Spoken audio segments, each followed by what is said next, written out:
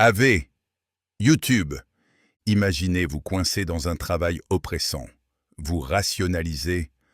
Ce n'est pas si grave. Et pourtant, votre corps souffre. Ulcère, migraine. Vous somatisez. Dans les années 1950, le neurobiologiste Henri Laborie a découvert que votre cerveau n'est pas fait pour penser, mais pour agir. Sans action, c'est votre corps qui paie le prix. Voyons cette découverte sous l'angle de la curiosité stoïcienne. Laborie a mené des expériences sur des rats en cage soumis à des chocs électriques juste après avoir été avertis par un bruit strident. Scénario 1. Un rat piégé, sans issue. Résultat catastrophique. Ulcère gastrique, système immunitaire effondré, mort prématurée. Scénario 2. Deux rats. Ils se battent pour dominer. Résultat, pas de maladie. L'action de combattre les protège biologiquement. Scénario 3. Un rat seul avec une porte de sortie. Il fuit. Résultat, pas de maladie. L'action sauve. La découverte cruciale. Quand le système nerveux apprend qu'aucune action n'est efficace, il se retourne contre lui-même. L'agression extérieure qu'on ne peut exprimer devient une auto-agression biologique. C'est l'inhibition de l'action. 3 éléments vous définissent. Votre génétique. Combattre. Fuir ou s'effondrer. Votre expérience. Chaque interaction crée des réseaux neuronaux. L'école vous enseigne l'obéissance, votre cerveau mémorise la soumission. Votre capacité associative. Contrairement à l'animal, vous pouvez imaginer. C'est votre seule vraie particularité. Donc vous êtes vos gènes, plus vos apprentissages, plus votre imagination. Cela signifie que vous n'êtes pas libre au sens traditionnel. Vous êtes le produit de millions de petites causes. Laborie l'exprime crûment. La sensation de liberté est fallacieuse. Seul le discours logique est conscient. Mais il y a un point crucial. Vous pouvez créer de l'information nouvelle. Cette imagination rétroagit sur votre environnement. C'est par cette brèche que la liberté rentre. Pas comme absence de causalité, mais comme capacité à reconfigurer votre univers mental. C'est ici que le stoïcisme devient pertinent. Les stoïciens affirmaient que l'univers est gouverné par une raison universelle, le logo. C'est l'ordre rationnel qui organise chaque atome, chaque événement. Le logos signifie déterminisme universel. Marc Aurèle disait « Tout ce qui se passe tend vers le bien du tout. Ce qui se passe doit arriver en accord avec la nature. » Voyez la convergence. Laborite.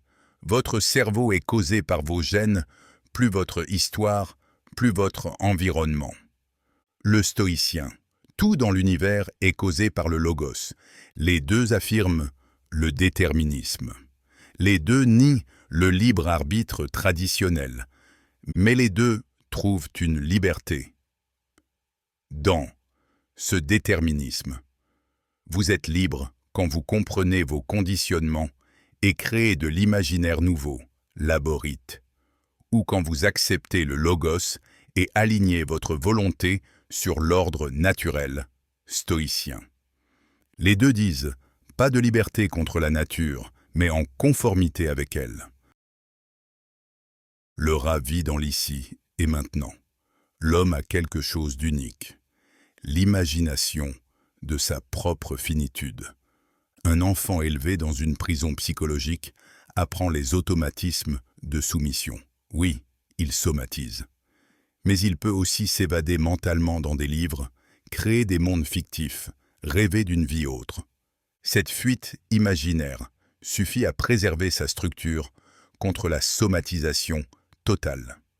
L'expérience du rat prédit ce qui arrive à l'homme seulement si on lui confisque aussi l'imagination. Quand on tue la capacité à imaginer une alternative, par la dépression, l'oppression chronique ou un dogme qui tue la créativité, l'homme entre dans l'état du rat, sans issue. C'est à ce moment que le stoïcisme trop vulgarisé peut devenir dangereux. Le stoïcien dit « Accepte ce qui ne dépend pas de toi ». C'est sage face à l'inévitable. Mais, biologiquement, accepter systématiquement une situation oppressante envoie à votre système nerveux le signal « action interdite ». L'acceptation stoïcienne suppose que vous êtes émotionnellement désengagé. Or, certaines choses sont inéluctables, la mort, tandis que d'autres peuvent changer. Épictète, l'esclave philosophe, a trouvé une liberté intérieure remarquable. Mais il avait aussi une imagination philosophique qui le sustentait. Il y avait une fuite, pas géographique, mais imaginaire. Mais quelqu'un soumis à une oppression si totale qu'elle tue aussi l'imagination ne peut pas simplement accepter sans conséquences somatiques. C'est le danger du stoïcisme vulgarisé. Il prétend que ce qui échappe à votre contrôle doit être accepté. Mais il confisque aussi ce qui dépend de vous, votre capacité à fuir, agir, imaginer. Ce n'est pas du stoïcisme, c'est du conformisme avec un masque philosophique. Le logos stoïcien est l'ordre causal déterministe, exprimé en langage métaphysique antique. Le déterminisme de Laborie est ce même ordre exprimé en langage neurobiologique moderne. Les deux disent « tout ce qui se passe s'explique causalement. Il n'y a que des causes qui produisent des effets. Si tout est déterminé, cela signifie que vous n'êtes pas responsable d'être qui vous êtes. Mais cela signifie aussi que vous pouvez transformer qui vous êtes en modifiant les causes. Donc, vous n'êtes pas libre de vos paramètres, mais vous êtes libre d'agir avec vos paramètres. Discernez avec clarté ce qui dépend de votre volonté et ce qui y échappe. Pour ce qui vous échappe réellement, acceptez lucidement. Pour tout ce qui dépend de votre action, n'abandonnez jamais derrière une fausse sagesse. Opposez-vous à l'injustice. Fuyez l'oppression. Créez. Vous possédez une ressource unique, l'imagination. Prenez donc votre propre mort comme inspiration.